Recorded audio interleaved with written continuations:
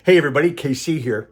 So there's a little community in Los Angeles called Westchester. Now you may never have heard of Westchester.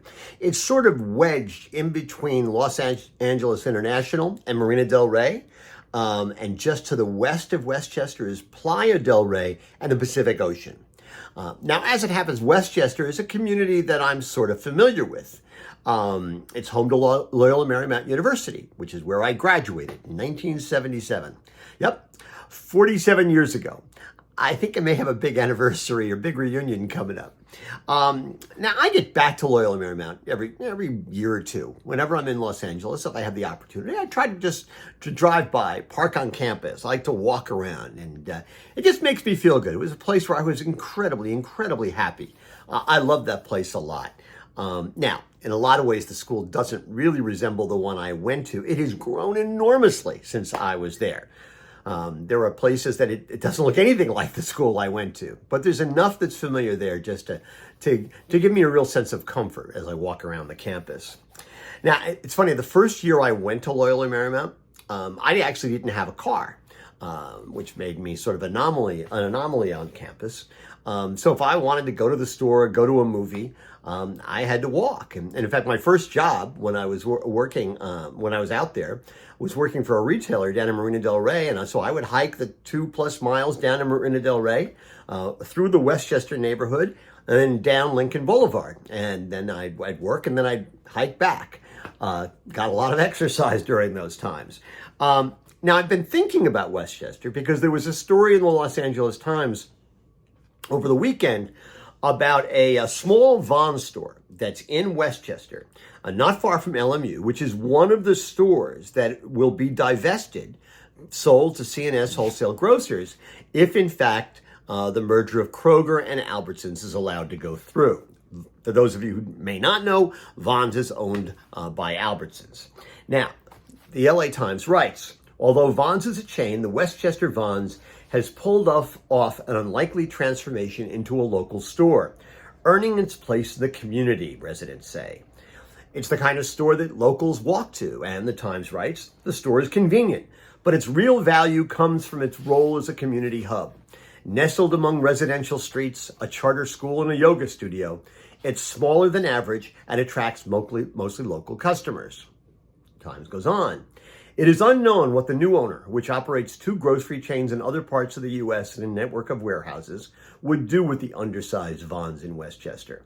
Regardless, Little Vons customers said that a sale would be a massive loss to the community, where the store has been in business since 1952. Although there are other grocery options nearby, residents are attached to the familiarity of the Little Vons. One customer says that she isn't bothered by the limited selection. In fact, she says the store's customer service is so good that they'll often order a specific product on request. She tells the Times, "My husband drinks this protein drink and nobody else has it. I have to go hunt for it, but this Little Vons always will bring it into stock just because I've requested it." Now, I don't want to assume that if the deal is allowed to go through and C&S gets this store, that it won't keep stocking that protein drink. But I know enough about these kinds of deals that it would be foolish for me to assume that they would. There'll be other priorities at work, right? Like efficiency, like finding savings wherever they're available, and even figuring out if this small store, this hub of the community, is a viable piece of the company's overall fabric. Now, one concern among the locals is that, after whatever time period, the new owner might sell the building to a developer who will build an apartment complex or condos. And it isn't just this store in this community that we're really talking about here. The Times writes, while the Westchester Vons may have a particularly strong bond to the neighborhood, communities across the state face the possibility of losing their local grocery stores as well. They are places where acquaintances and old friends can have chance encounters. Girl Scout troops sell cookies in the parking lot, and high school sports teams raise funds for their seasons. Now, listen, I understand all the calculations here, that this is a competitive business in which the big have to get bigger in order to compete with the biggest, or at least so they say.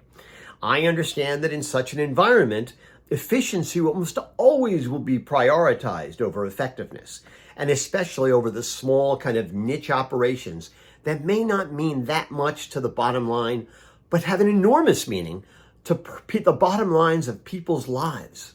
And here's just what I would say, that if the supermarket industry, especially the big and the bigger and the biggest, that dominate the landscape and all but obliterate the view, crushing competition and eliminating choice, if they stop offering stores like the Vons in Westchester and they cease understanding the role that such stores play, well, they'll have lost their soul. Or worse, they'll have given it away. This, by the way, creates an opportunity for the small stores, the independents or the regional chains to identify these opportunities and say to themselves, listen, we're going to do better service. We're going to do better in terms of being part of the community. We're going to intertwine ourselves in people's lives. We're going to do what the big guys are not going to do. Anyway, that's what's on my mind. And as always, I want to hear what's on your mind.